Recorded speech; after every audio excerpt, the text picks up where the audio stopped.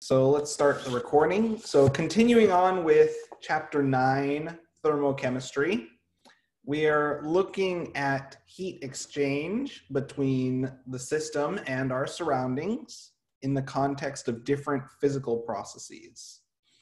So let's look at this example, which is quite relevant for your laboratory calculations from the laboratory that we performed yesterday.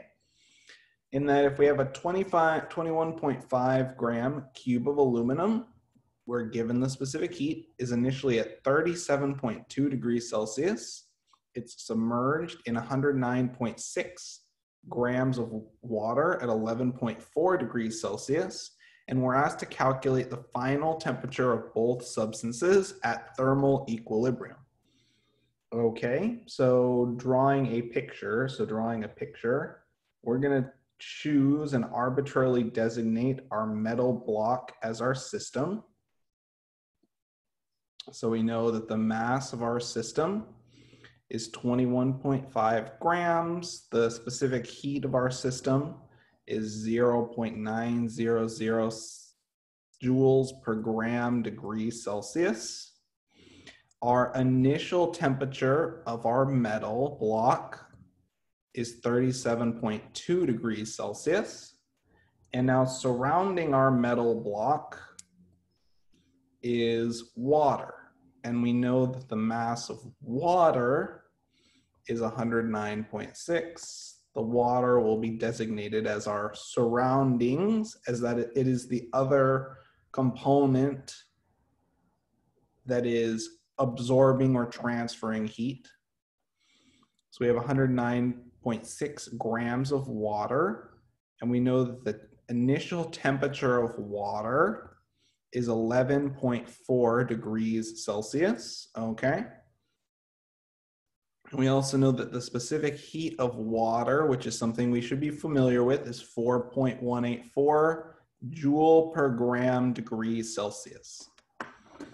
Okay, perfect. So now that we have all this information, let's look at our equation. So we know that the mass of our system times the specific heat of our system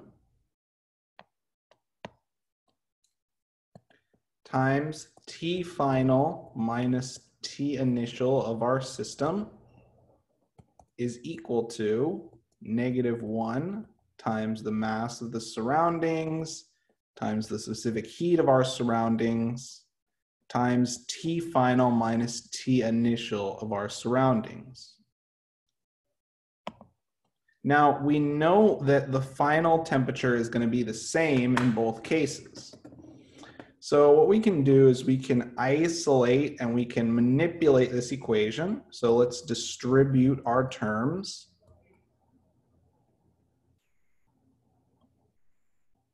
So that in turn gives us the mass of our system, specific heat of our system, times T final, minus the mass of our system, times the specific heat of our system, times T initial for our system, is equal to the negative mass of the surroundings times the specific heat of our surroundings times T final plus the mass of the surroundings times the specific heat of our surroundings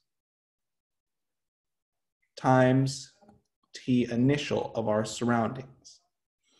So what we're going to do now is we're going to group our terms that contain T final. So that in turn gives us T final times the mass of our system times the specific heat of our system plus the mass of our surroundings times the specific heat of our surroundings.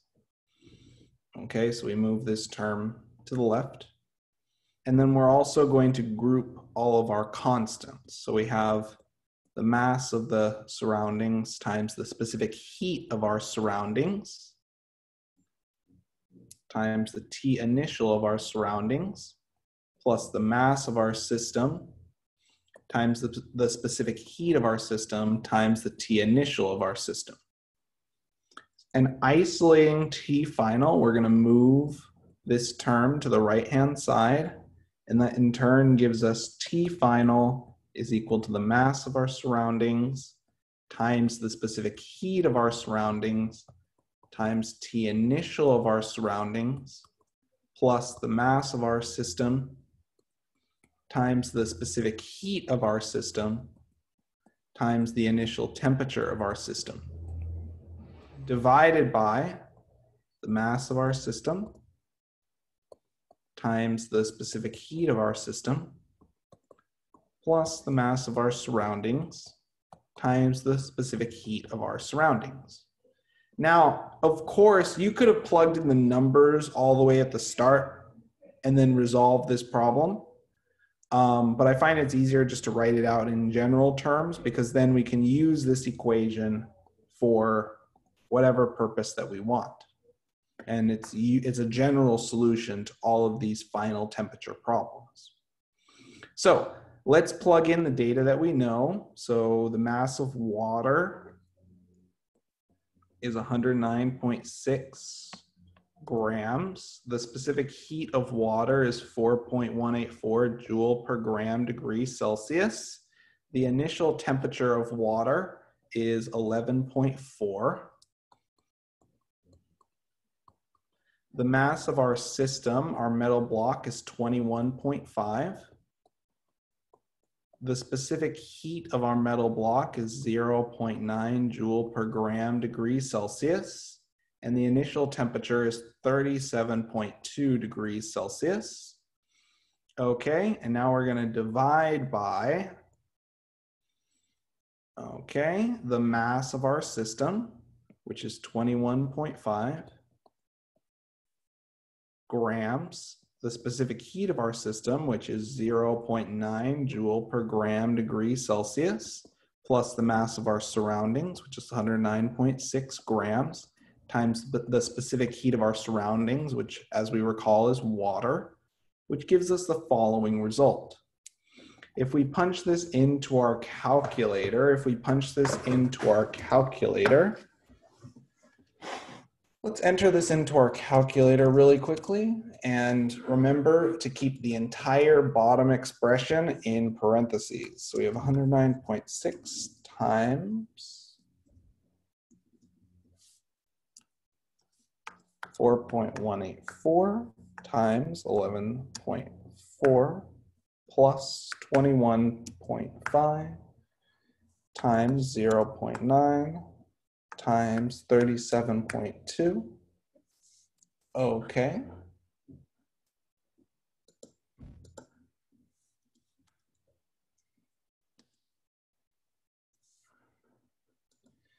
It's a lot of things to enter into your calculator, but nothing that we can't handle. So we're going to divide by the bottom term now.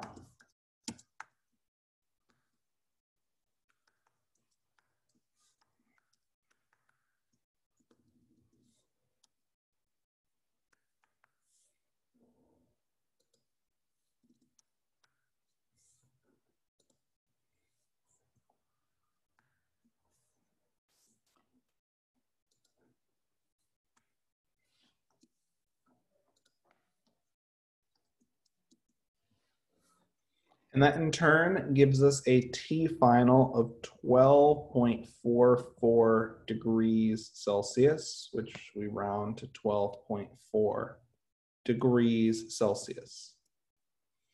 So that would be the final temperature after we mix our metal and water sample. Any questions on this example? Fundamentally, all we're doing is we're taking our heat exchange equation and we are solving our heat exchange equation for our unknown variable. So we know a bunch of different information, a bunch of different pieces of information.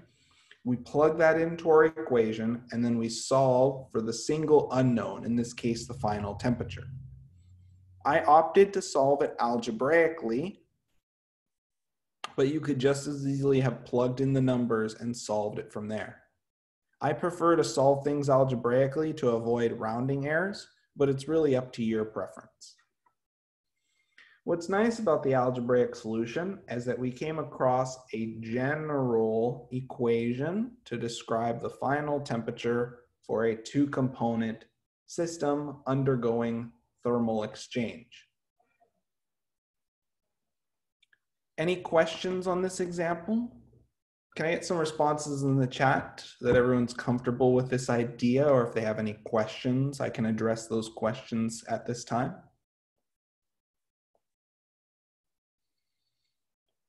Okay, if everyone seems comfortable with this, let's look at the following example. And given if we have a 13.5 gram cube of silver at 45.2 degrees Celsius and we submerge it in 78.6 grams of water, I'd ask you, what is the final temperature of both substances at thermal equilibrium? So I'll give everyone about 6 minutes to work through this example, and then we'll come together as a group to discuss.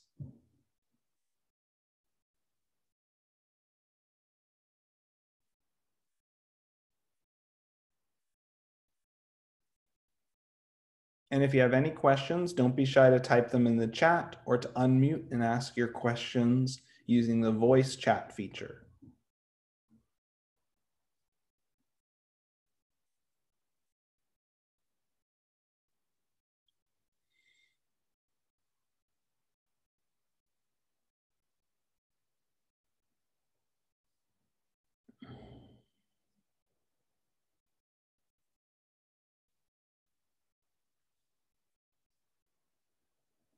And don't be shy to submit your proposed response in the chat for the final temperature.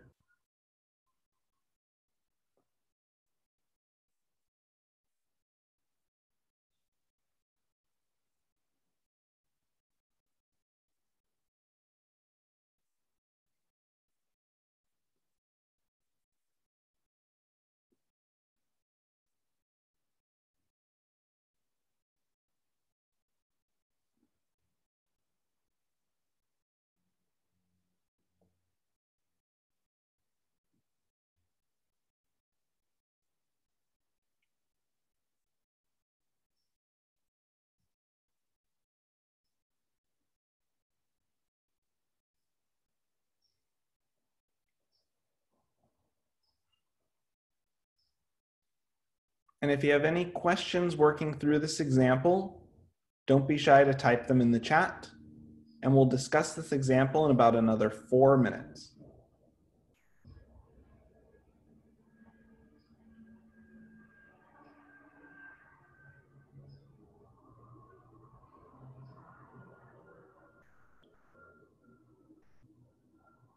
And these are the types of problems that you'll likely see on an exam. So I want to see how everyone works through these types of examples, and that way we discuss them and we have a fair pool of questions to look at as references.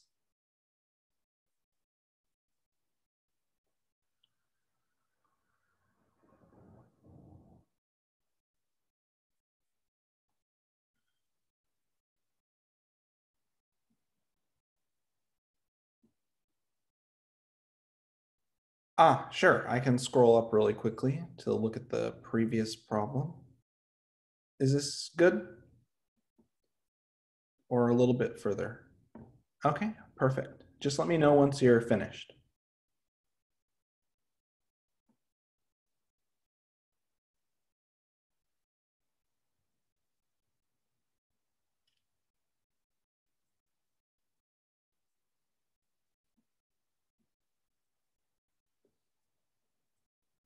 And to answer the question in the chat, the lab exam is next week. We can talk more about the lab schedule and what labs will be doing this week towards the end of lecture, and I'll be happy to clarify that.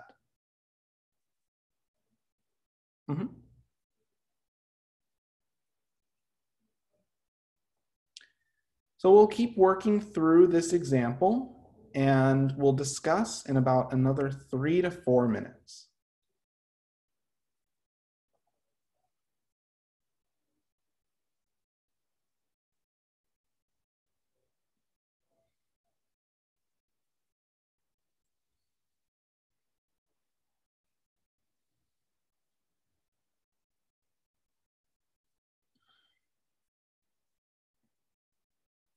And if there are any questions or if you'd like to submit your proposed response for the final temperature after mixing these two samples, don't be shy to type it in the chat. I'd like to get a few responses just to get a sense of where everyone's at, and so I can provide feedback.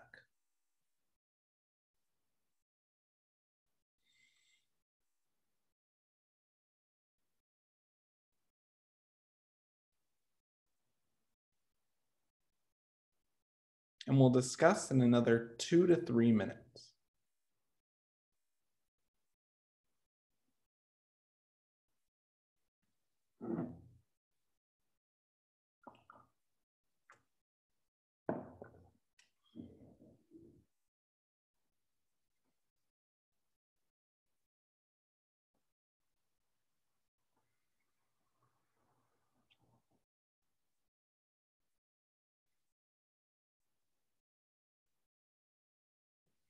And if there are any questions working through this example, don't be shy to ask in the chat. I'd like to see a few proposed responses, and then we'll discuss this problem shortly.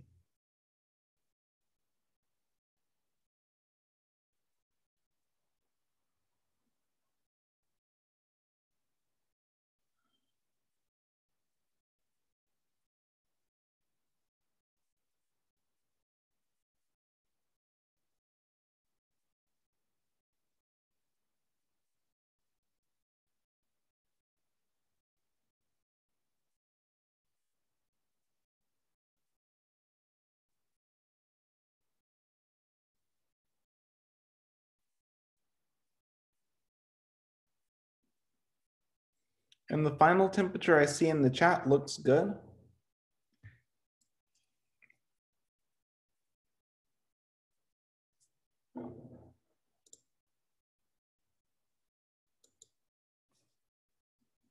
And we'll discuss this example in about another minute.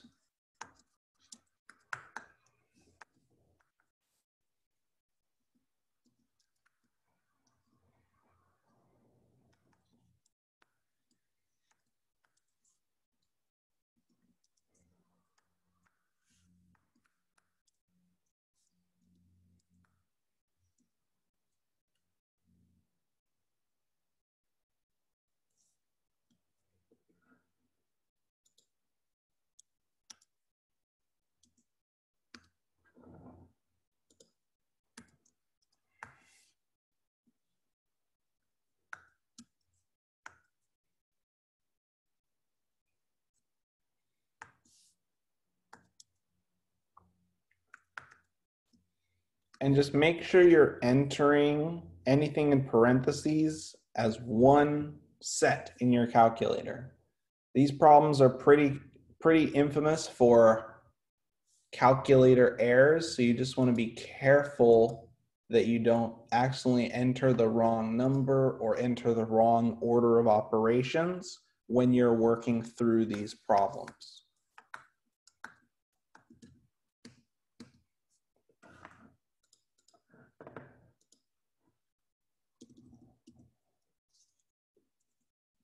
Okay, so let's discuss this example. So just like before, we have a cube of a metal and we're placing it in a sample of water.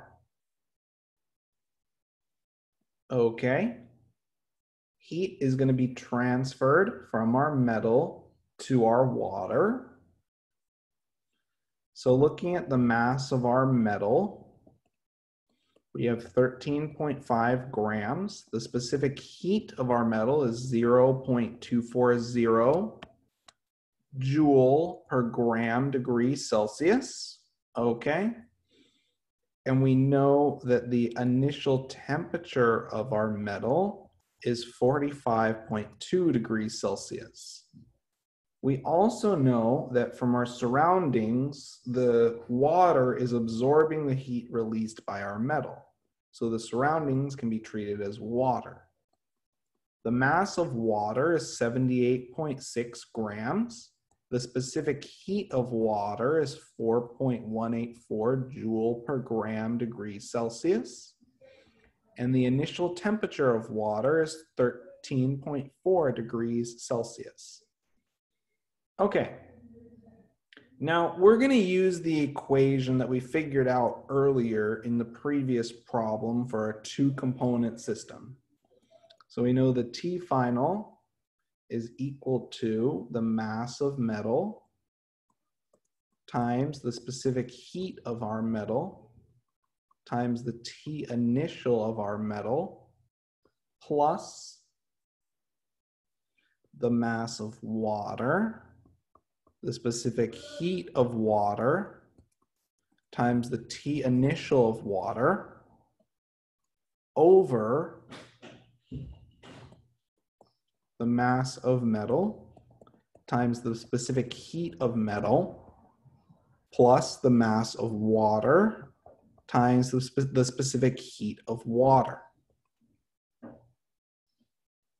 Okay, so now that we have this equation set up that we've derived previously, let's plug in our numbers. So we have 13.5 grams times 0.240 joule per gram degrees Celsius times 45.2 degrees Celsius plus 78.6 grams times 4.184 joule per gram degrees Celsius times 13.4 degrees Celsius divided by the mass of metal, which is 13.5 grams, times the specific heat of our metal, which is 0.240 joule per gram degrees Celsius, plus the mass of water, which is 78.6 grams, times the specific heat of water, which is 4.184 joule per gram degrees Celsius. Okay, so now all we have to do is punch this into our calculator. And I really want you to take a moment and just practice entering this string of numbers into your calculator. In the thermochemistry chapter, I really want to make sure that on an exam, we don't run into an issue where we have a ton of calculator errors. And the best way to get rid of calculator errors is to just meticulously practice performing the calculations.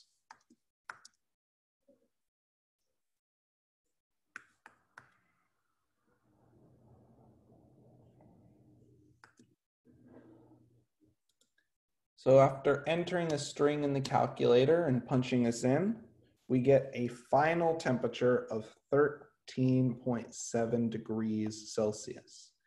And just to make sure, could I get some responses in the chat? When everyone else performed this calculation in your calculator, did you get a similar result? Did you get a similar result? If not, you're going to want to try re-entering this into your calculator. Can I get some feedback in the chat from the class? Did you get something similar? Are you comfortable entering these kinds of calculations into your calculator? Is it working just like we see in the note set? Can I get some feedback just to make sure everyone's comfortable with that? If you need any additional help with handling your calculator, especially for these relatively long calculation strings, don't be shy to, we can discuss this and we can do even a one-on-one Zoom meeting where I can show you using my calculator how to enter this long string of numbers in to minimize calculator errors. Fundamentally though, once we have identified the type of problem and we identify our known variables, we're just using relatively straightforward algebra to get to our solution. Okay, so let's look at a new concept here that we're going to now tie back, and we're now going to start looking at chemical reactions and chemical potential energy. So to answer the question, why do we have to solve for T final? So we're asked for the final temperature of both substances at thermal equilibrium. So we want to know the T final. The problem is asking for us to solve for the final temperature. Did that address your question?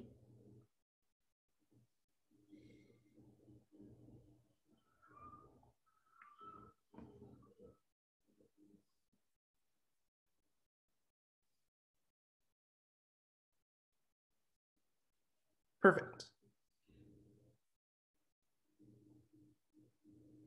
So looking at chemical potential energy now. So a chemical bond, fundamentally, it can be thought of as the set of net attractive forces that bind your atomic nuclei, which are positive, and your electrons together, okay? Now, breaking chemical bonds costs energy. So in order to break a bond, it costs us a fair amount of energy. Bonds are stable. Forming chemical bonds releases energy. Okay? So if we break high energy bonds and we form low energy bonds, your reaction or your chemical process will release energy. So exothermic reactions with Q less than 0 release heat. They form lower energy or stronger bonds in the product than in the reactant. And as a result, your exothermic reactions release energy. So, for example, in your exothermic reaction, suppose this is your initial energy and this is your final energy. Your delta E, which is E final minus E initial, is going to be negative. So because our products are lower in energy than our reactants, as this reaction occurs, this difference in energy is released in the form of heat. That's how energy is conserved. So this difference in energy between our reactants and products is released in the form of heat or light. So if the products are lower in energy than our reactants, the reaction is exothermic and it releases energy.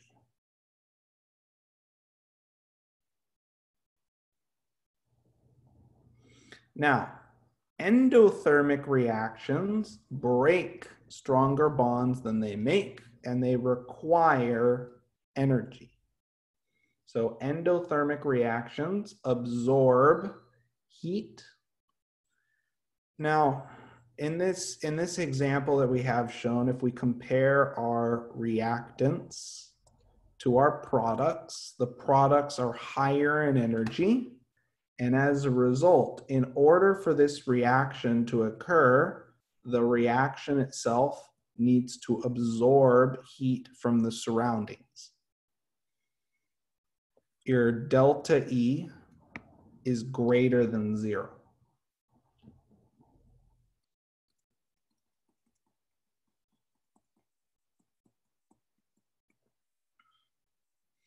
Does this example make sense? Does this idea of exothermic and endothermic make sense from the perspective of product and reactant energies? The way I like to think of it, if your products are higher in energy, you have to put energy in to get the reaction to go. If your reactants are higher in energy, when the reaction occurs, it releases that difference in energy in the form of heat. Any questions on this example? Any questions on this topic?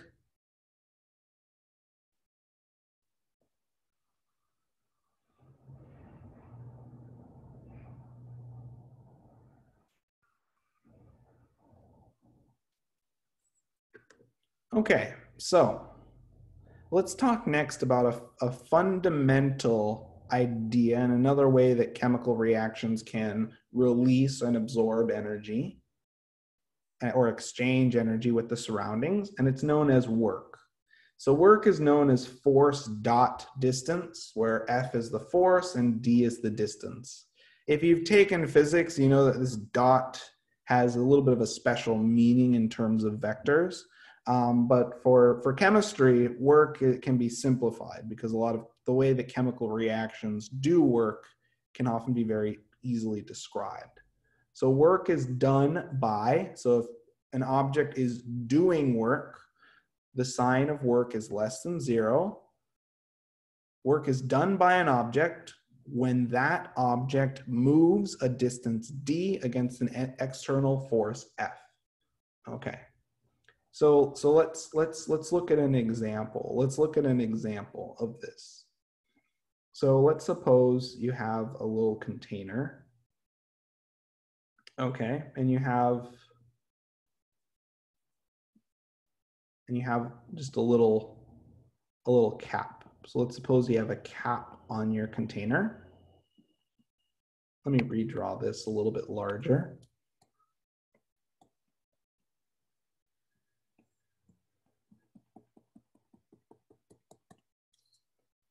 So if we look at this cap, so the cap is covering a reaction, or not even just a reaction, let's just pretend it's covering a gas.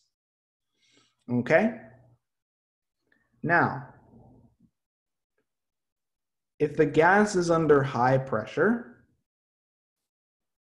the gas will try to push against its surroundings, and let's pretend we're able to move the cap a certain distance d. So let's suppose the gas expands and the cap gets pushed a distance d. Okay? So in this case, our gas expands and moves a cap a distance d. Okay? So then, what we can say is that work is done by the gas.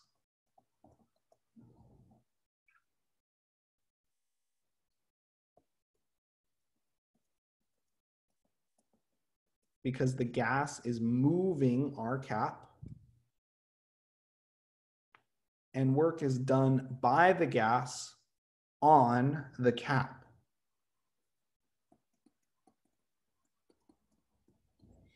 So when something does work, it moves an object a certain distance against an external force. So in this case, our external force, well, there are plenty of external forces, but in this case, our external force can be, well, gravity and ambient pressure. So our external forces are gravity and ambient pressure.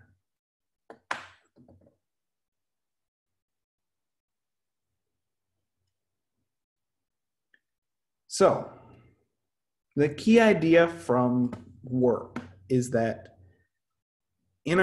overall, there are external forces acting on objects. When something does work, it moves an object a distance against that external force. Okay, so in this case, the gas does work on the cap. So it's doing work because the gas is moving the cap.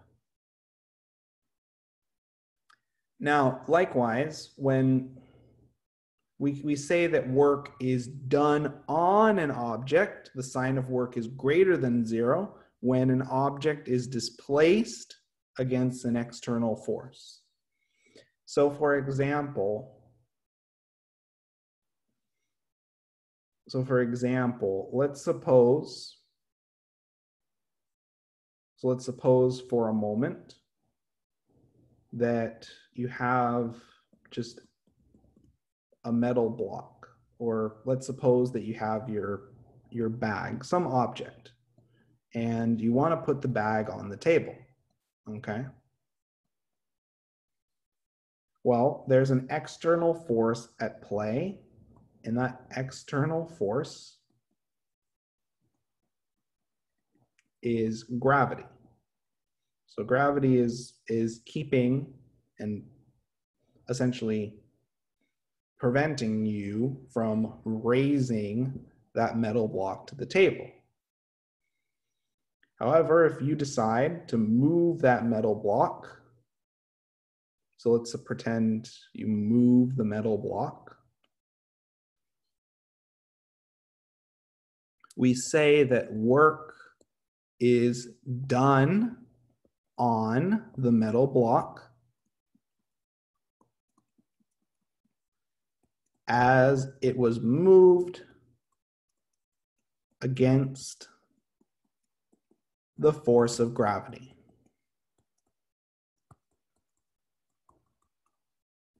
So again, work is done on an object when you move an object against an external force. Okay, now this may seem relatively abstract, but for chemical reactions, the primary way that chemical reactions do work is by producing a volume of gas that expands against the external atmospheric pressure. So we can define work more in a little bit more of a straightforward manner as the volume change against an external pressure. So you can say that the work done by the system, or work done by or done on a system, is equal to the external pressure times the change in volume of your reaction. Now, one thing to note here is that the units that you're going to get out from this reaction are from this equation are liter atmosphere. So to go from liter atmosphere to joules, you're going to need the equation of 101 joules per every 1 liter atmosphere. Does this make sense to everyone so far?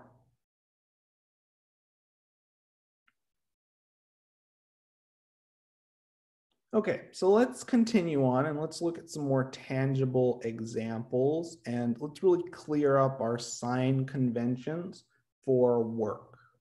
So if work is done by the system, the work sign for our system will be less than 0. As energy is conserved, if work is done by the system is releasing energy in the form of work. Work must then be done on the surroundings. The surroundings are absorbing that work energy. Likewise, if work is done on the system, if the system's being compressed, the work sign for our system will be greater than 0. And if the system is having work done on it, the surroundings must be the one providing that energy. Work is done by the surroundings on our system. Okay, so if something's doing work, it's releasing energy. If it's having work done on something, then that system is gaining energy. So the system loses energy as it does work on the surroundings. Likewise, the surroundings gain energy if work is done on the surroundings. So just like conservation of energy when it comes to heat, if there is no, so just like conservation of energy when it comes to heat, we can equate and relate the work done on or by our system to the work done on or by our surroundings. So essentially we know that the work associated with our system is equal to -1 times the work associated with our surroundings. Any energy absorbed or released by our system goes and is exchanged with our surroundings. Now, for expansion of a gas, so if a reaction produces gas, the change in volume will be greater than 0, and we consider this process exothermic. It's expanding against an external atmospheric pressure, so the sign of work is less than 0. When a gas expands, the gas is doing work. So again, just to reiterate, the system does work, and the system in turn loses energy. So for example, if we have a gas under pressure and we allow that gas to expand, so we have expanded and we've modified our volume. So our final volume minus our initial volume is going to be greater than 0. We clearly see the gas has expanded in terms of volume. And as a result, work is equal to negative P delta V, and our work sign is less than 0. Ergo, the gas does work as it expands.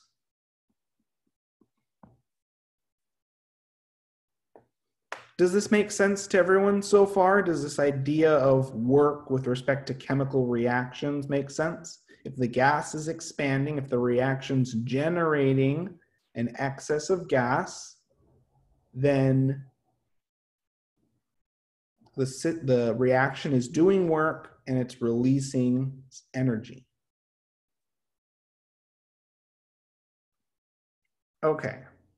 Now for compression, if we compress a gas, the change in volume is less than 0, and the process is endothermic.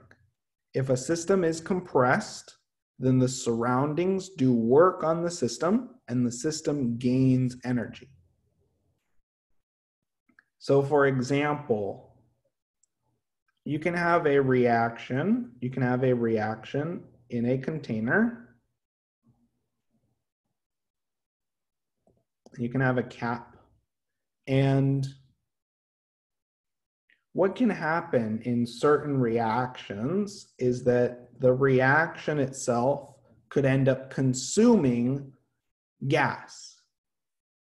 And as a result, as the reaction proceeds, the overall amount of gas and the overall volume of your reaction mixture decreases. So if delta V is less than 0, then what's happening is that your external pressure is pushing down on your cap and it's compressing your reaction. So if your reaction loses volume, let's say if the reaction decreases in volume, the reaction is compressed and work is done on the reaction. Does this idea of work and the sign conventions for work make sense to everyone so far?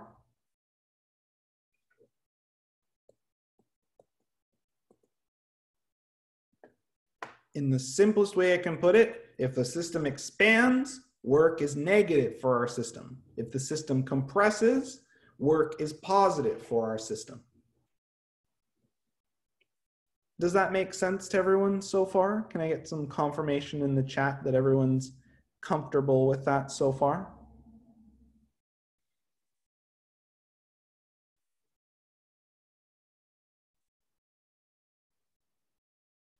Okay, so let's try to apply what we've learned, and let's elaborate a little bit on how does a chemical reaction actually do work. The reaction system generally can expand or contract over the course of a reaction, primarily by changing the moles of gas present in your reaction mixture. So the gas generated by a reaction pushes against the ambient atmospheric pressure. So if the system is open, then the pressure of our system will be about the same as the pressure of our atmospheric pressure.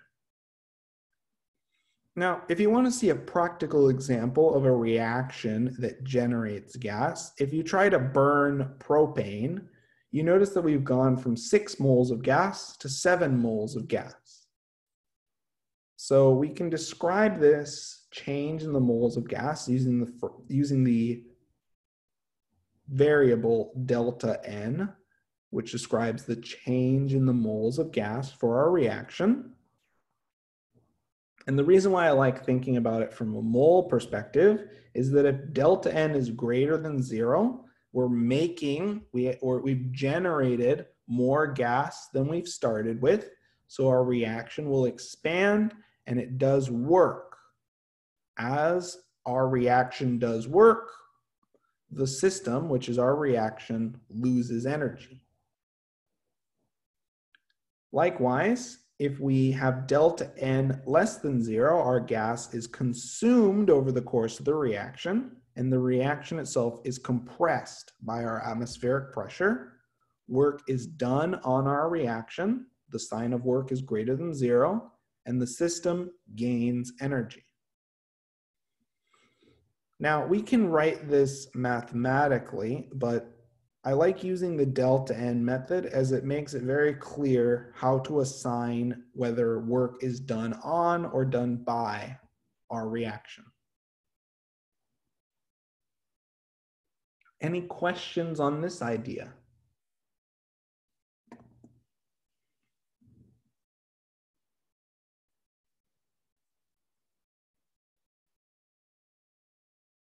Okay, so expanding this idea, looking at work and chemical reactions, applying what's known as the ideal gas law, we can relate the change in pressure and volume to the change in moles of gas. So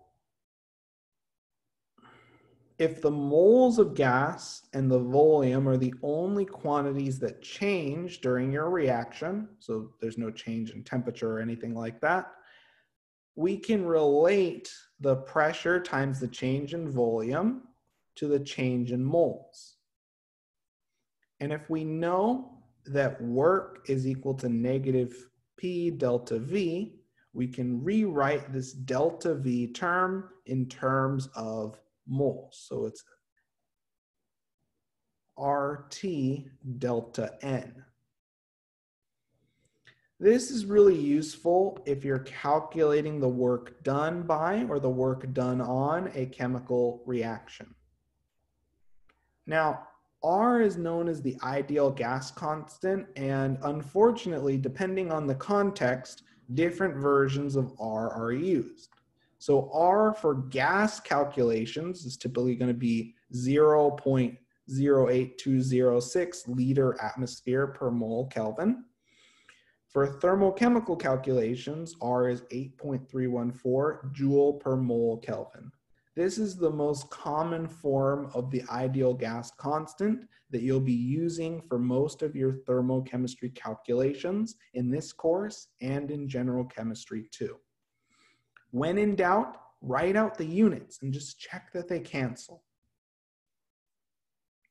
Okay, so let's look at an example of this. So looking at the following reaction, we see that we have 6 moles of gas going to 7 moles of gas. Our delta N is positive 1 moles, so our reaction is expanding and doing work. So we can either write this as work is equal to negative P delta V, or we can write it as work is equal to negative RT times our delta N, which is equal to 1. So we clearly see our reaction expands and it's doing work on our surroundings.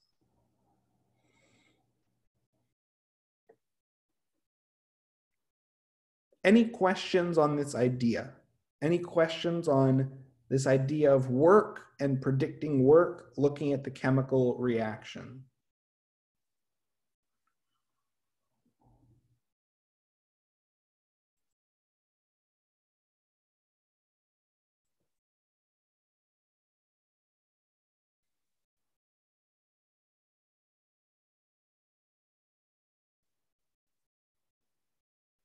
Okay, so let's take a look at the following example and let's work on this example together. To answer the question in the chat, the chapter quizzes will be due next week as always. The lab exam and exam 3, the exam 3 is scheduled for Thursday, so it shouldn't, the next Thursday, so it shouldn't conflict with the chapter quizzes. We'll talk more about the lab exam towards the end of this class. So let's take a look at the following learning check discussing pressure volume work. So ethyl chloride is commonly prepared via reaction of ethylene with hydrochloric acid. And we're asked to calculate how much pressure volume work in joules is done if a certain mass of ethylene and H hydrochloric acid are allowed to react at atmospheric pressure and the volume change is negative 71.5 liters. Now, this problem has a lot of superfluous information associated with it. So let's think a little bit fundamentally. What do we need to calculate work? What do we need to calculate work? What two things do we need to calculate work?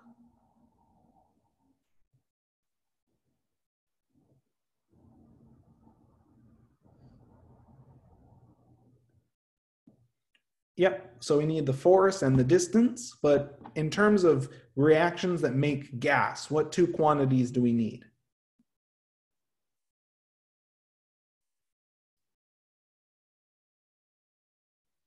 Pressure and the change in volume. So work is equal to negative P delta V.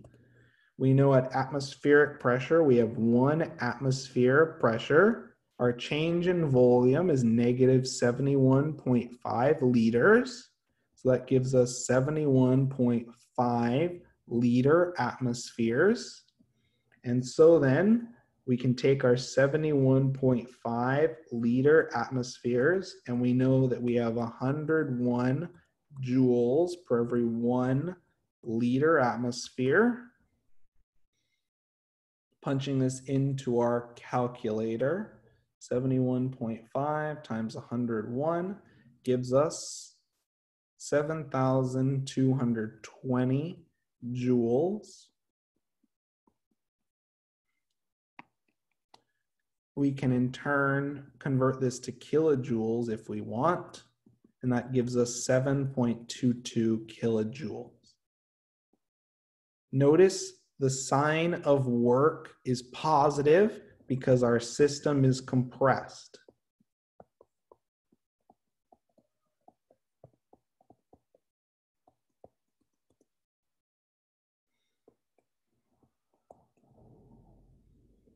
So does that make sense to everyone? Does calculating the work associated with a chemical reaction make sense to everyone so far?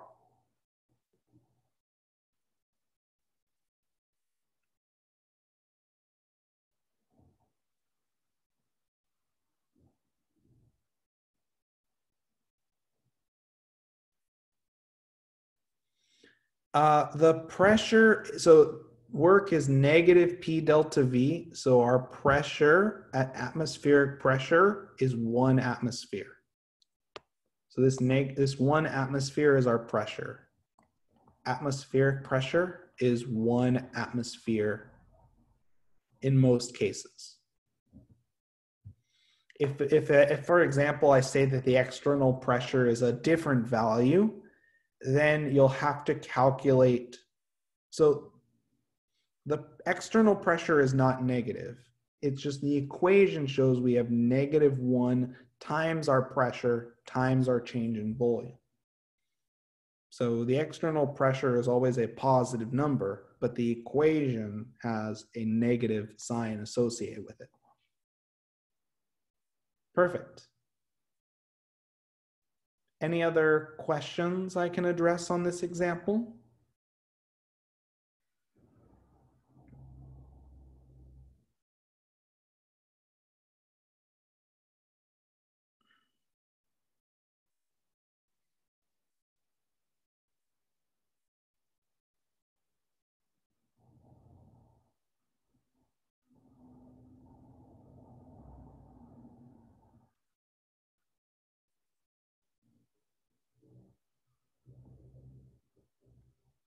Okay, so let's try to apply what we've learned to another example.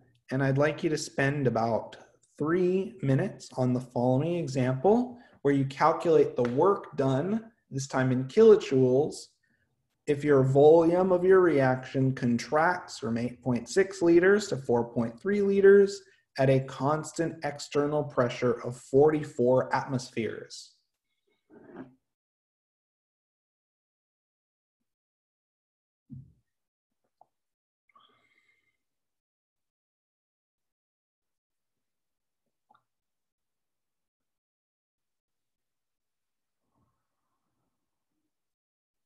So let's try to calculate the work done on or done by. Remember that the change in volume is final minus initial. But otherwise, the response I see in the chat looks good.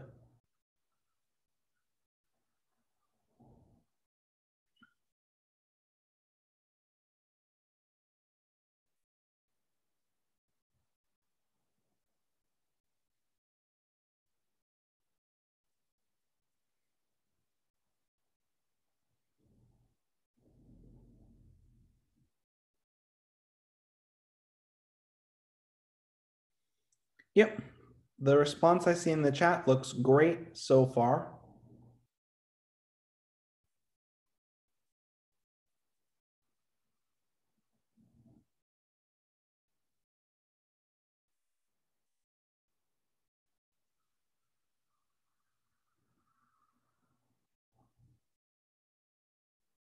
And we'll discuss this example in about another 2 minutes.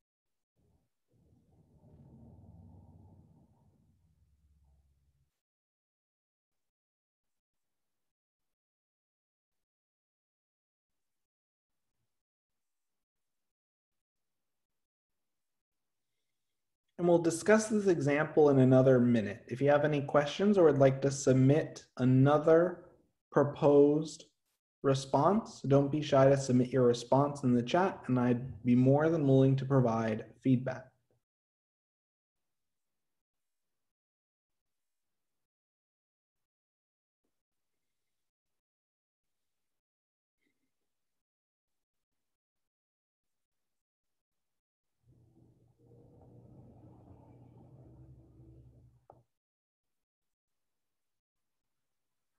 Okay, so let's discuss this example. So work for our system is equal to negative P delta V.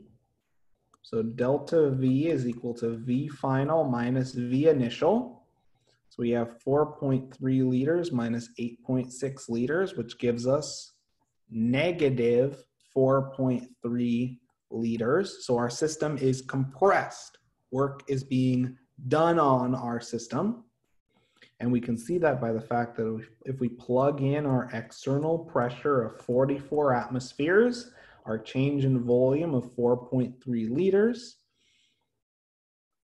If we're asked to calculate the work in joules, let's just do a sidebar conversion where we know that we have 101 joules per every liter atmosphere. And we know as well that in 1 kilojoule, there are 10 to the third joules. If you watch your units carefully, you'll be able to work through these problems quite efficiently. So this gives us a work value. This is the work, in this case, because the sign is positive, this is the work done on our reaction by our surroundings of 44 times 4.3 times 101 over 1,000, and that gives us 19 kilojoules of work, and the work sign is positive. So we know that our system is compressed. Our delta V is less than 0. So then work is done on the system.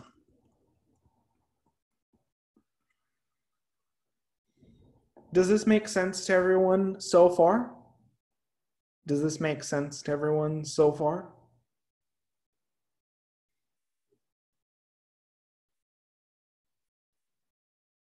Any questions on this example?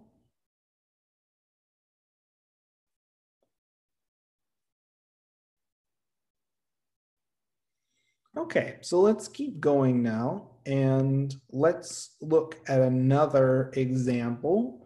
So let's suppose we have a reaction taking place with a piston cylinder assembly, which looks a little bit like this. So we have our reaction, we have a piston, and at constant temperature, the reaction produces a gas and the volume of our reaction increases from this volume to this volume against an external pressure of 988 torr, and we're asked to figure out how much work is done. So our external pressure is 988 torr.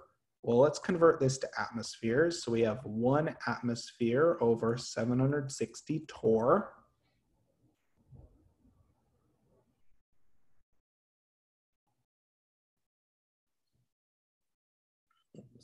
988 over 760. That gives us 1.3 atmospheres. So our change in volume is equal to V final minus V initial. So we have 652 milliliters minus 125 milliliters. That gives us 527 milliliters, and we know that there are 10 to the negative third liter per milliliter. So that gives us 0.527 liters, okay? Work is equal to negative P delta V. Our system is clearly expanding. It's increasing in volume. So if our delta V is greater than 0, work is done by the system. So if our system is doing work, it's losing energy, and the sign of work is less than 0. Okay, so plugging in our pressure, we have negative 1.3 atmospheres times 0.527 liters times 101 joules per every 1 liter atmosphere. And if we punch this into our calculator,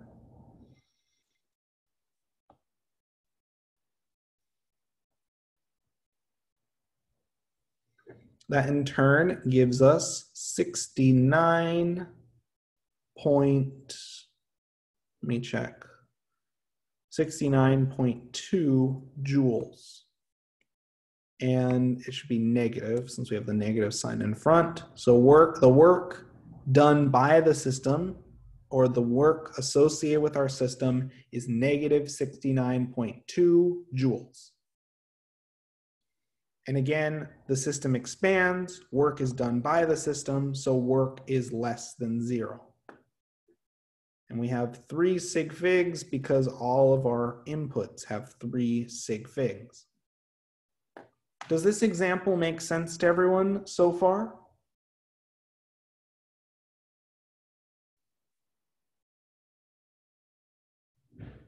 Any questions on this example?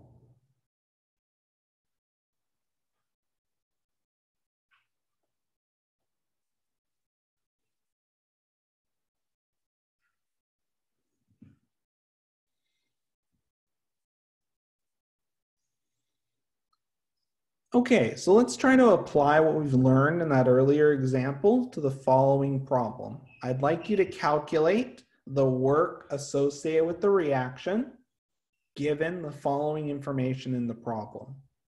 And we'll spend about 4 minutes working through this example, and then we'll discuss momentarily. In the meantime, I'd like to see a few responses and questions in the chat. And if you have any proposed answers to this problem, don't be shy to type them in the chat or unmute and ask your questions verbally.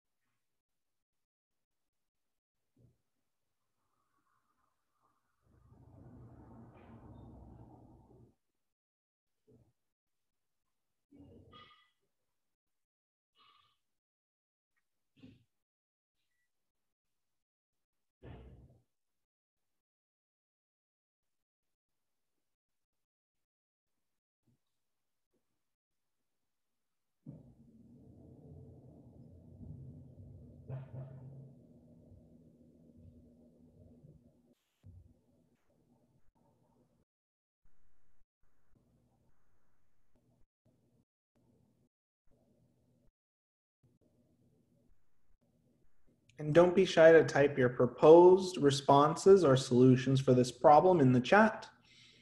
And we'll discuss this example in about 2.5 to 3 minutes.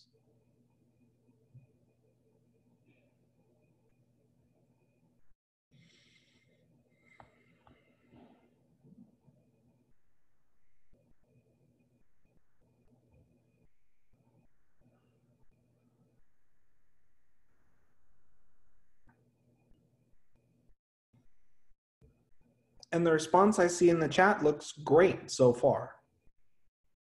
Yep, it looks good. Let's try to get a few more responses in the chat before we discuss, and we'll discuss in another 1.5 minutes.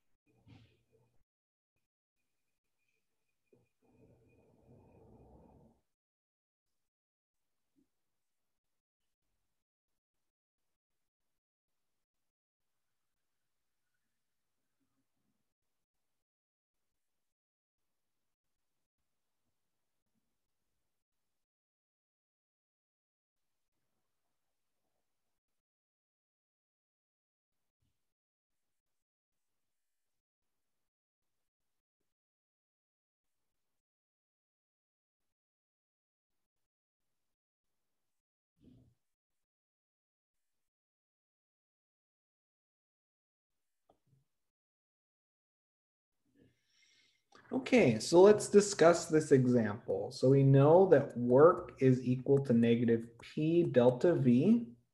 So our pressure, so we have 880 torr. We know that in 1 atmosphere, we have 760 torr. So punching this into our calculator, we have 880 over 760.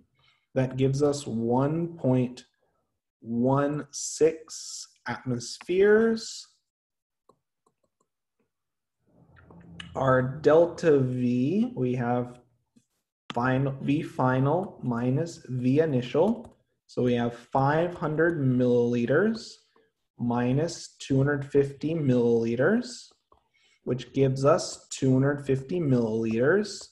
Let's convert that to liters. We know we have 10 to the negative third liter per mil, which gives us 0.250 liters. Work is equal to negative P delta V. So we have negative 1.16 atmospheres times 0.250 liters times 101 joules per liter atmosphere. And that in turn gives us negative 29.2 joules of work done. Again, delta V is greater than 0. Our system expands. Ergo, our system does work. So the sign of work is going to be less than 0. Does that make sense? Does that make sense for everyone? Any questions on this example?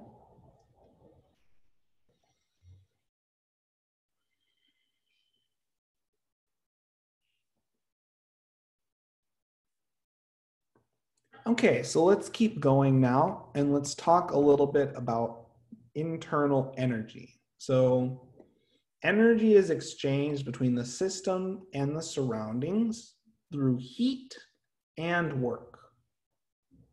The change in internal energy of a system is the total heat released and absorbed by the system and the work done by or done to the system. So we can write the change in internal energy as heat plus work.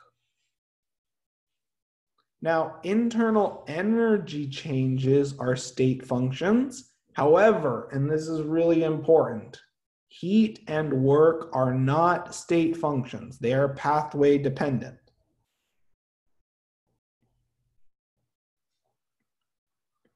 So, taking what we know about the heat and work expressions, we know that the heat associated with the heat exchanged by a system can be represented in terms of the mass times the specific heat times the change in temperature of our system. And we can describe the work by taking the external pressure times the change in volume of the system. So in other words, the change in internal energy is equal to heat plus work. And we'll be using this equation to describe the change in internal energy of a system as it undergoes reactions and other processes that may absorb or release energy. So now that we have that established and we've combined our ideas of heat and work into a cogent expression, let's look at how we can apply this. Well, recalling the first law of thermodynamics, we know that for an isolated system, the internal energy is constant. So our net delta E is 0. So what that means practically, if all we have is our system and our surroundings, if we add up the change in internal energy of our system and our surroundings, we should get 0 because energy is conserved. Any energy leaving our system must go to our surroundings. Okay, so let's refresh ourselves on the sign conventions for internal energy. So if energy is going out of the system to the surroundings, our change in internal energy, our internal energy change is going to be less than 0.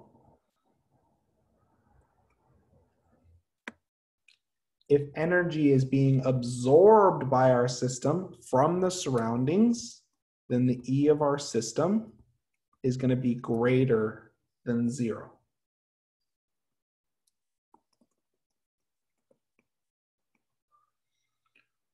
Recall that because energy is conserved, E system is going to be equal to -1 times the E of our surroundings.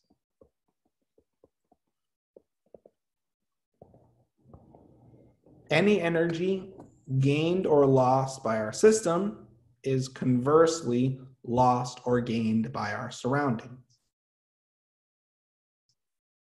We'll apply this in a moment. Okay. So let's first just make sure we're familiar with calculating changes in internal energy. So we're asked to figure out the change in internal energy in a system that does 96 kilojoules of work and absorbs 32 kilojoules of heat. Now we're going to have to recall our sign conventions here. So when we say something does work, So if something does work, what sign of work, what is the sign for our work expression? Is it going to be positive or negative? If it's doing work, are we absorbing or releasing energy? If something does work, it's doing work on the surroundings. So if it's doing work, the sign of work is going to be less than 0. So if it does work, we are releasing energy. So if something does work, it's releasing energy to the surroundings. Does that make sense to everyone? Okay. So one way you can think about it, we're pushing against our surroundings and we're losing energy as we push up against our surroundings and we do work on our surroundings. Okay, absorbs heat. What sign will our heat be? Will it be positive or negative if we're absorbing heat? Will that be positive or negative? Positive. So Q is greater than 0. We are absorbing or gaining energy. So then our change in internal energy is equal to heat plus work. So our heat term would be positive 32 kilojoules. Our work term, we're doing 96 kilojoules worth of work. So we'll subtract 96 kilojoules, and that in turn gives us negative 64 kilojoules. You just have to be comfortable with the sign conventions, especially for these problems. Okay, so let's keep going now and let's try to apply what we've learned to the following example. I'd like you to determine the change in internal energy of a system that has 148 kilojoules of work done on it and gives off 45 kilojoules of heat.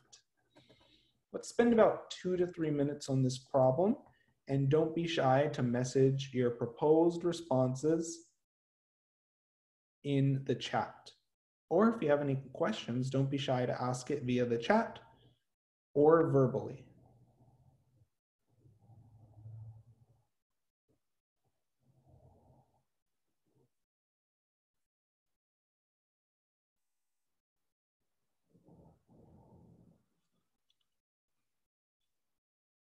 And the response I see in the chat so far looks great.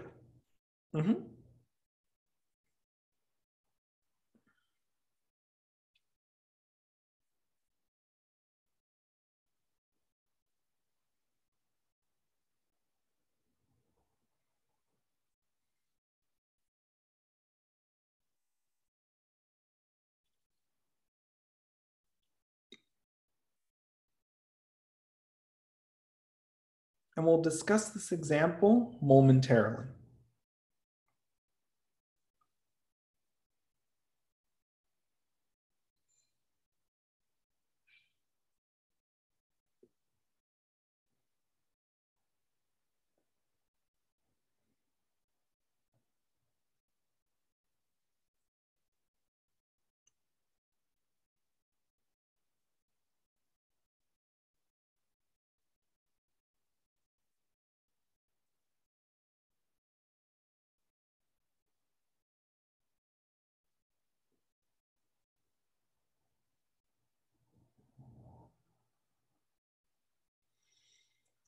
Okay, so let's discuss this example. So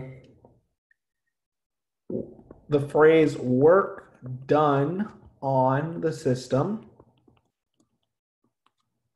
tells us we have what sign of work. If work is done on the system, what is our sign for work? Are we absorbing or releasing energy? Are we absorbing or releasing energy?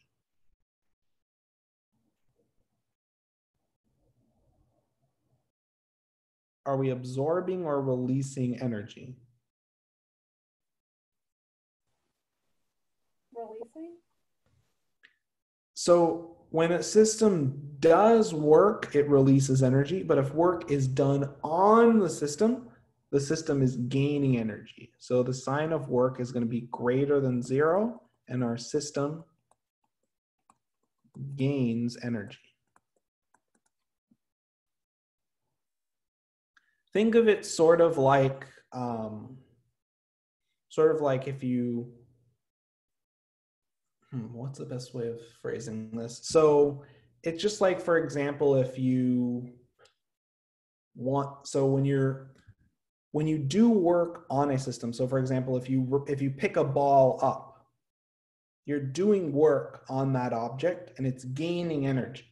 And you can then use that energy for other purposes. If you drop the ball will fall to the ground and will gain kinetic energy. By the same token, if you do work on your reaction, if you compress your reaction, just like, for example, if you compress gas in a cylinder, you can use that compressed reaction volume to do work later on. So when work is done on the system, if our system is compressed, the system is gaining energy. Does that make sense? Yeah. Okay, perfect. And if it gives off 45 kilojoules of heat, what sign for heat should we put? If we're releasing heat, what's the sign convention for heat in this case? If we're releasing heat, is the sign going to be positive or negative?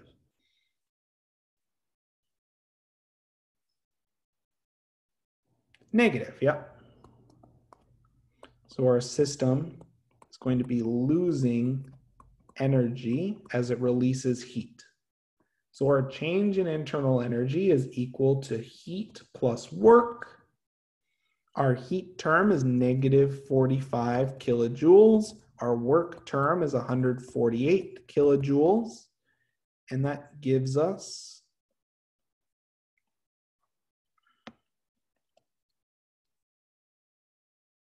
103 kilojoules for our change in internal energy. So we can say that our system overall gains energy.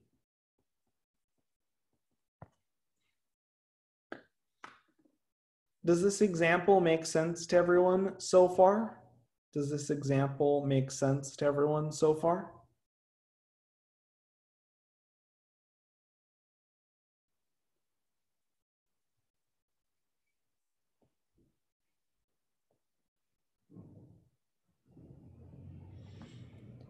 Okay, so let's keep going now and let's look at another example. So the air within a piston equipped with a cylinder absorbs 565 joules of heat and expands from 0.1 liters to a final volume of 0.85 liters against an external pressure of 1 atmosphere. Okay, we're asked to calculate what is the change in internal energy of the gas in joules. So we know the change in internal energy is equal to heat plus work. We know that the heat, or absorbing heat, so if when we hear the word absorbs heat, is the sign of heat going to be positive or negative? If we're absorbing heat, the sign is going to be positive. Yep. Let's calculate work. So work is equal to negative P delta V. So delta V is equal to 0.85 liters minus 0.10 liters, which gives us 0.75 liters. Our pressure is 1.0 atmospheres. So then our work, which is negative P delta V, is negative 1 atmosphere times 0.75 liters. And we know that we have 101 joules per every 1 liter atmosphere. And that in turn gives us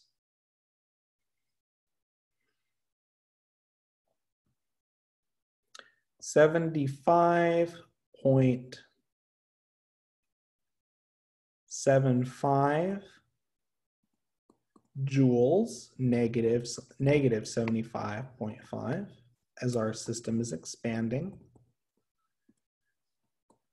Okay, so now we can calculate our internal energy by taking heat plus work. So we have 565 joules minus 75.75 joules. And that in turn gives us 489 joules. So overall, our system is absorbing energy. It's gaining energy.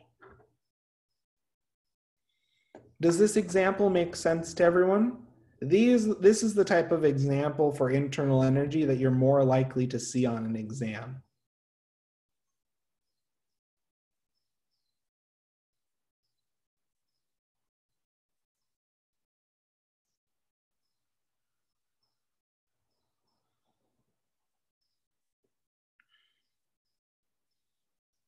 Okay, so let's look at, and let's try to apply what we've learned to the following example. So I'd like you to take a moment and calculate the change in internal energy for the gas under the following conditions. Just be really careful with your sign conventions, and we'll discuss this example in about 3 to 4 minutes.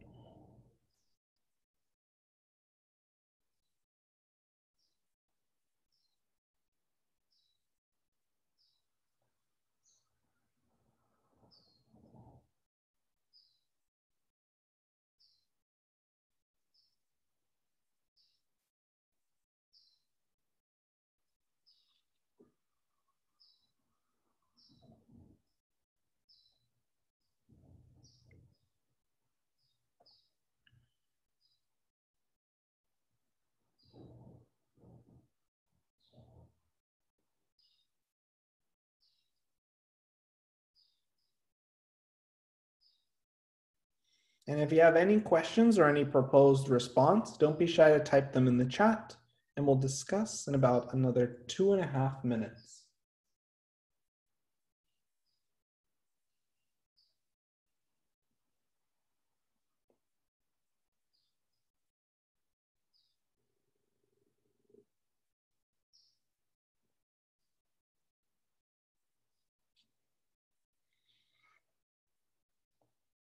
And if you have any questions, don't be shy to unmute and ask them verbally as well. And I'd be happy to get any questions you have answered and addressed.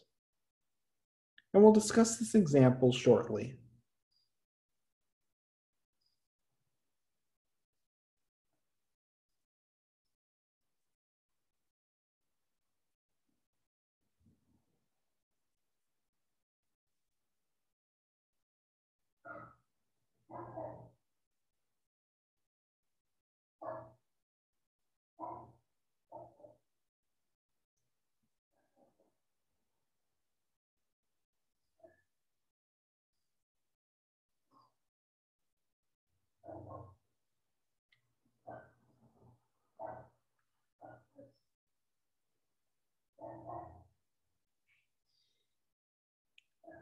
And just remember to convert liter atmospheres into joules.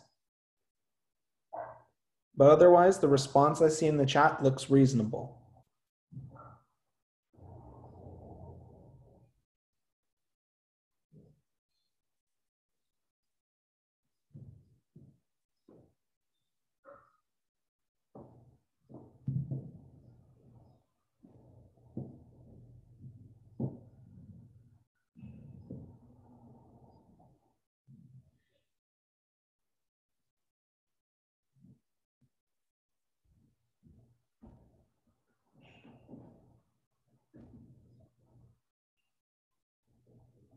And we'll discuss this example in another minute. Let's try to get a few more responses in the chat.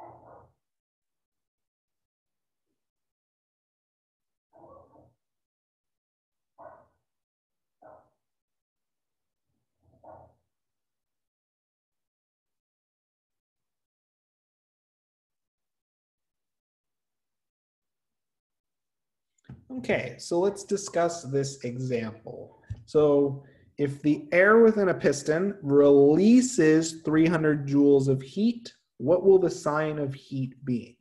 Will it be positive or negative? If we're releasing heat, what's the sign convention? Negative. So we have negative 300 joules, okay? We know that work is equal to negative P delta V. So we have 1.1 atmospheres, so negative times that, times our final volume, which is 0.35 liters minus 0.50 liters, times 101 joule per liter atmosphere. That in turn gives us the following work value.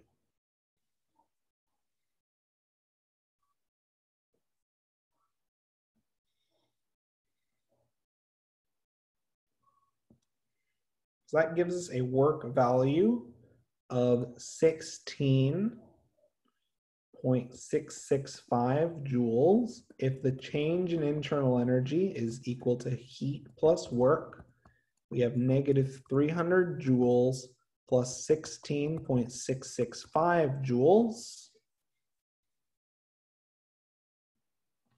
And that in turn gives us negative 283 joules for our net change in internal energy. Does this example make sense to everyone so far? Any questions?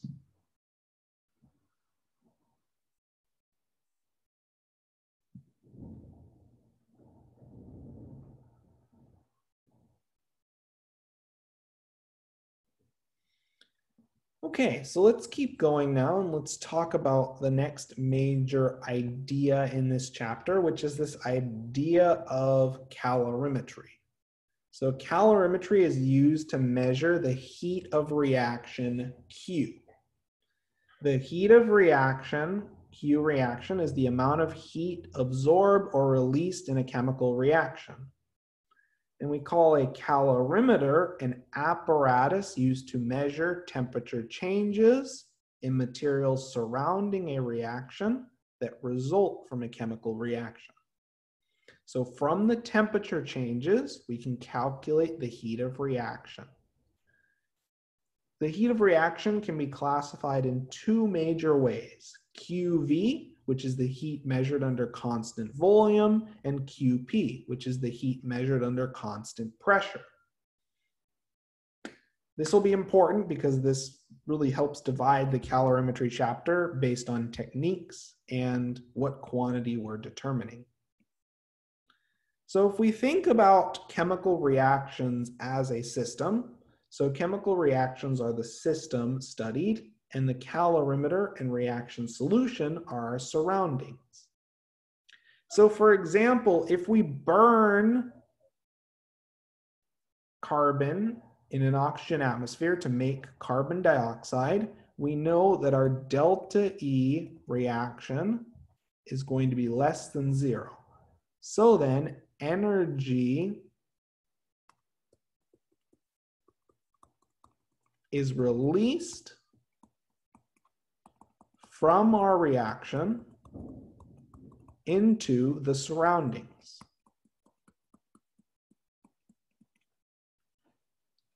As such, we know that our delta E surroundings will be greater than 0. In other words, any energy released by our reaction must be absorbed by our surroundings. So, same rules of conservation of energy apply. Okay. So, the main way that we actually measure changes in internal energy is utilizing a technique called constant volume calorimetry. And let's just follow the logic involved here. So the change in internal energy is equal to heat plus work. So Q plus W, okay? It's easiest to examine changes in internal energy under constant volume conditions, which in this case, our change in volume is going to be 0. So if there's no change in volume, our work is just equal to 0. Thus, at constant volume, no change in volume, the change in internal energy of our system is equal to the heat absorbed or released by our system. Now, if we have an isolated calorimeter, all of the heat released from the reaction are absorbed by the surroundings, which are the calorimeter and the solution mixture. Thus, we can calculate the heat of our reaction by measuring the heat absorbed or released by our calorimeter. So to do that, we can measure the heat absorbed or released by the calorimeter and its solution, which are our surroundings, by measuring the temperature change of the calorimeter and its solution. So again, we'll use our similar equation of mc delta T, okay?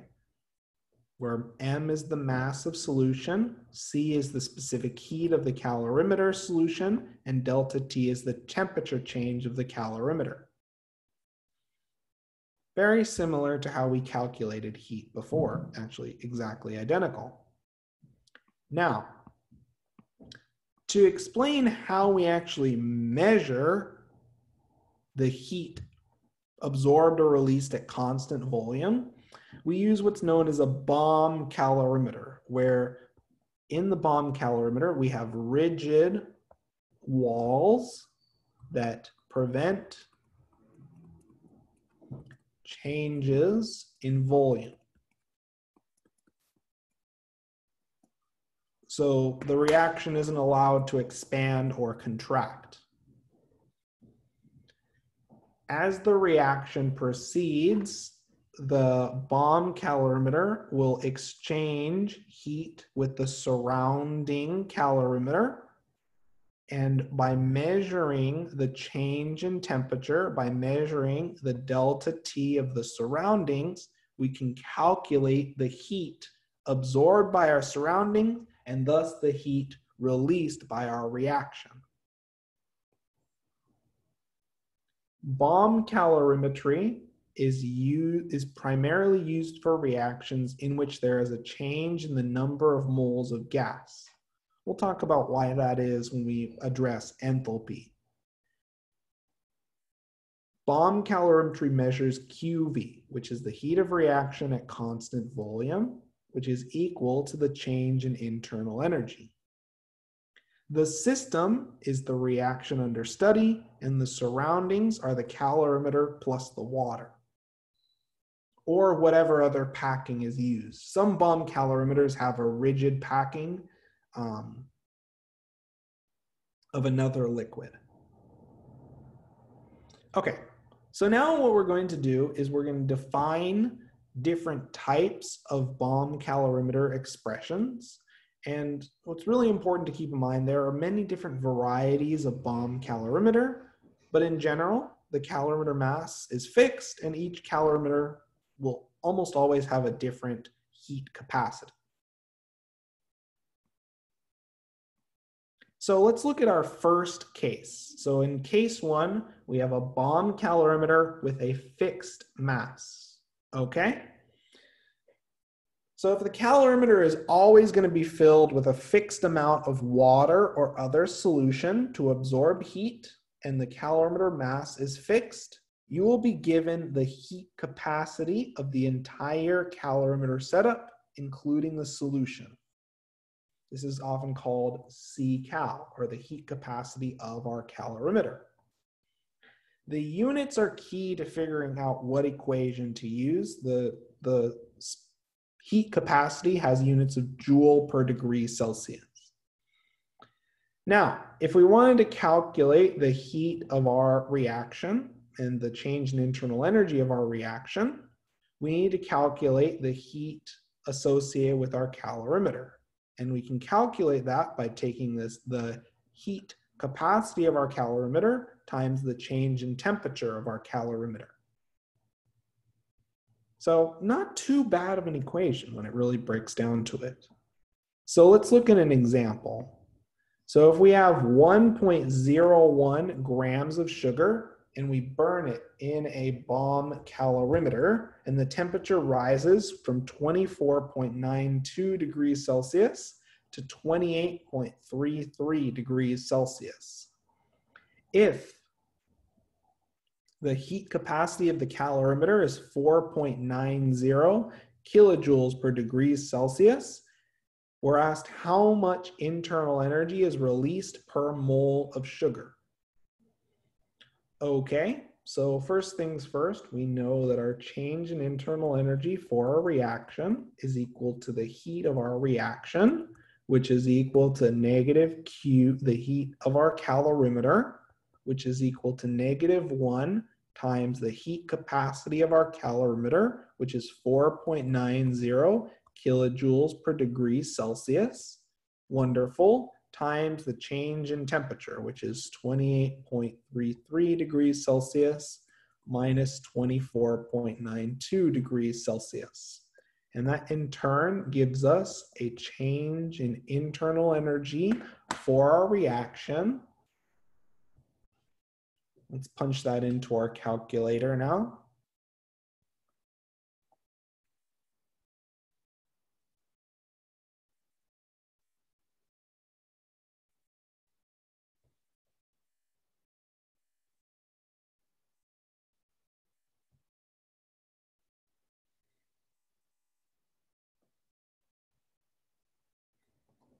That gives us a change in internal energy for our reaction of negative 16.7 kilojoules. If we want the energy released per mole of sugar, we're going to take 1.010 grams of sugar, which is C12H22O11. And then we know that in 1 mole of sugar, we have how many grams?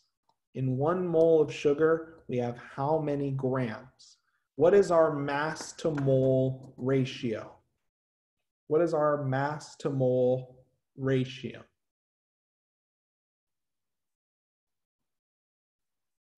Let's calculate that really quickly. Would anyone like to volunteer in the chat? What is the mass of sucrose, or this sugar shown?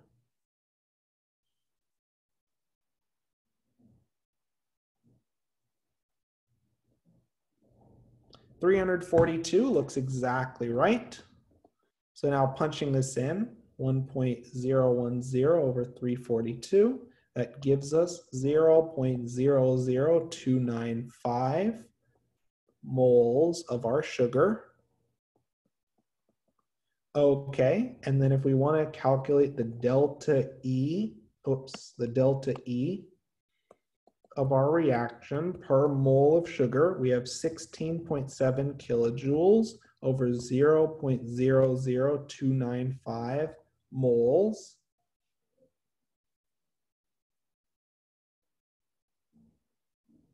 Which gives us 5,670 kilojoules per mole, still with a negative sign, which signifies we are releasing energy when we burn a sample of sugar. That makes sense. Combustion is overwhelmingly an exothermic process. Any questions on this example? Any questions on this example?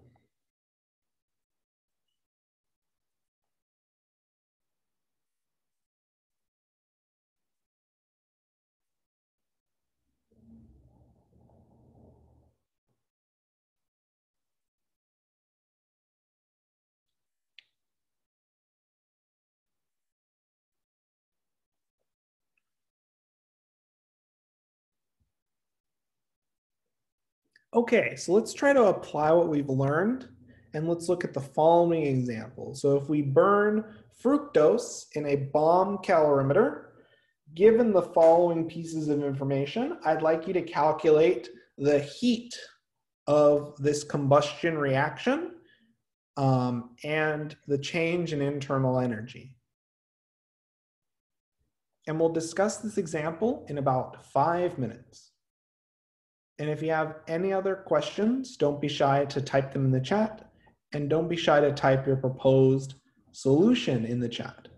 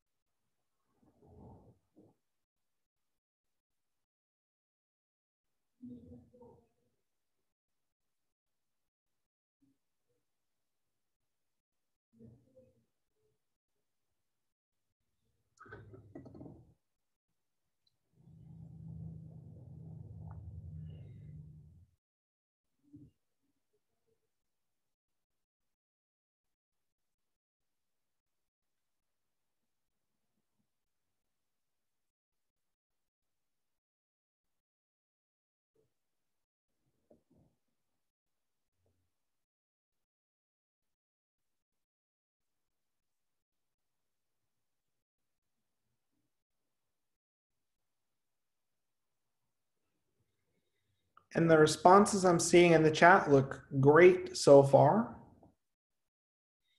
And if you're feeling like you want to take this problem one step further, you can try calculating the change in internal energy of this reaction per mole.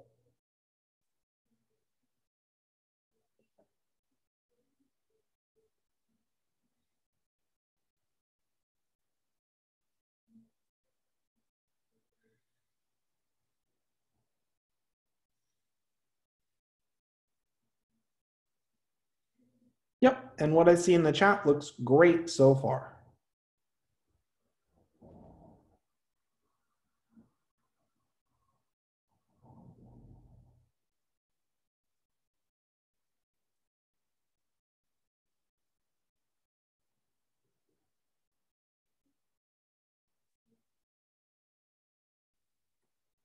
And we'll discuss this example in about another 2 to 3 minutes.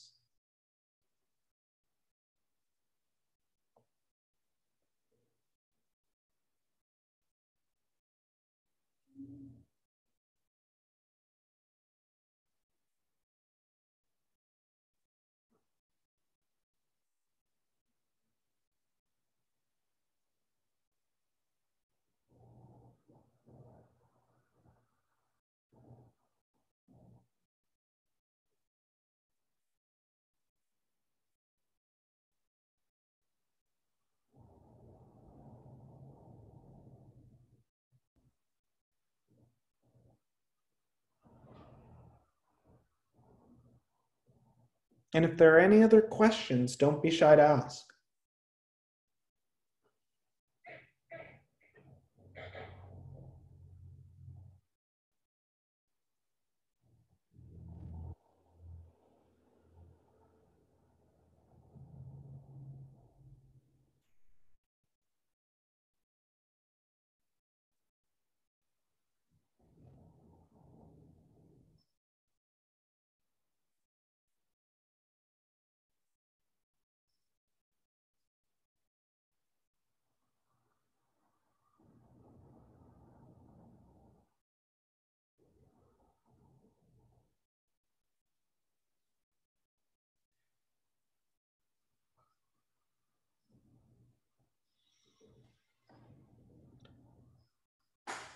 And we'll discuss this example in about another minute.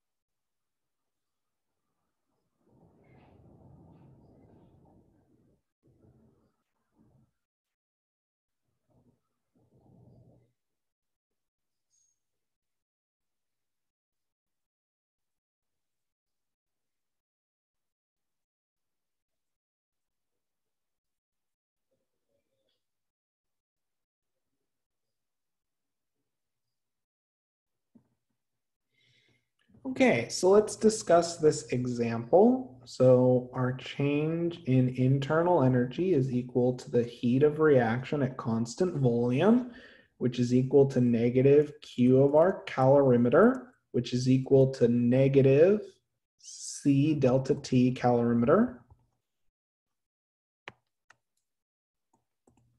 which in turn gives us negative 9.90 kilojoules per degree Celsius times 1.58 degrees Celsius. That in turn gives us a change in internal energy. So we have 9.90 times 1.58. That gives us negative 15.6 kilojoules. If we wanted to calculate the molar change in internal energy, well, we could take our 1.0 grams, and we know that in 1 mole, we have 180.16 grams. So 1 over 180.16, that gives us 0.00555 moles of C6H12O6. So then our change in internal energy per mole is negative 15.6 kilojoules over 0.00555 moles of C6H12O6.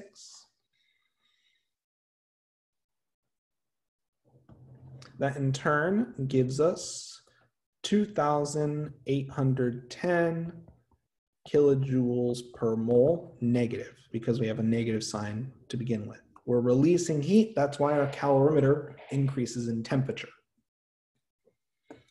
Any questions on this example? Any questions on this example?